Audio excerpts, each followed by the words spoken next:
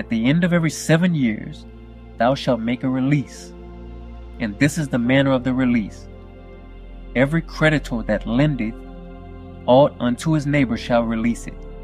He shall not exact it of his neighbor or of his brother, because it is called the Lord's release. Of a foreigner thou mayest exact it again, but that which is thine with thy brother thine hand shall release, save when there shall be no poor among you. For the Lord shall greatly bless thee in the land which the Lord thy God giveth thee for an inheritance to possess it, only if thou carefully hearken unto the voice of the Lord thy God, to observe to do all these commandments which I command thee this day. For the Lord thy God blesseth thee, as he promised thee. And thou shalt lend unto many nations, but thou shalt not borrow. And thou shalt reign over many nations, but they shall not reign over thee. If there be among you a poor man of one of thy brethren, within any of thy gates in thy land, which the Lord thy God giveth thee, thou shalt not harden thine heart, nor shut thine hand from thy poor brother, but thou shalt open thine hand wide unto him, and shalt surely lend him sufficient for his need in that which he wanteth. Beware that there be not a thought in thy wicked heart, saying, the 7th year, the year of release, is at hand, and thine eye be evil against thy poor brother, and thou givest him naught, and he cry unto the Lord against thee, and it be sin unto thee, thou shalt surely give him, and thine heart shall not be grieved when thou givest unto him. Because that for this thing the Lord thy God shall bless thee in all thy works, and in all that thou puttest thine hand unto.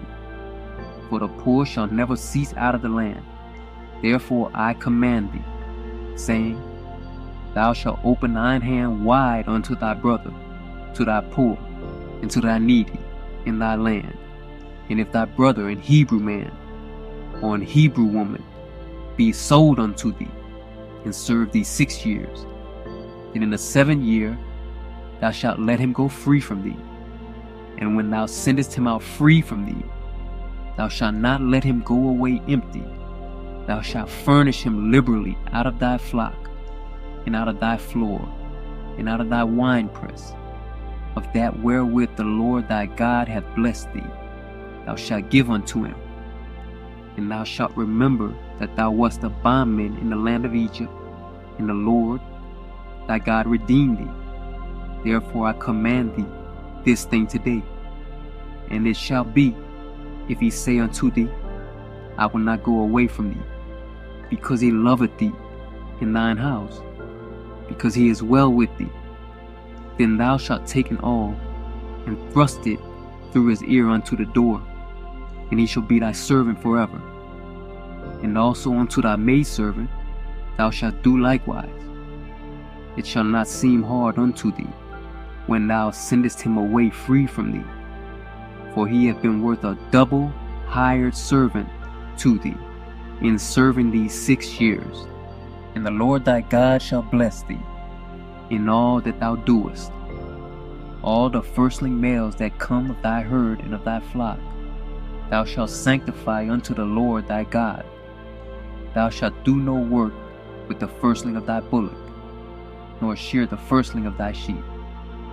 Thou shalt eat it before the Lord thy God year by year in the place which the Lord shall choose, thou and thy household.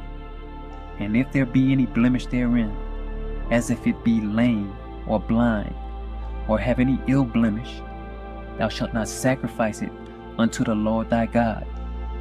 Thou shalt eat it within thy gates.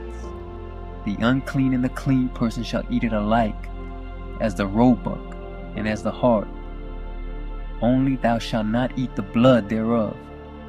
Thou shalt pour it upon the ground as water.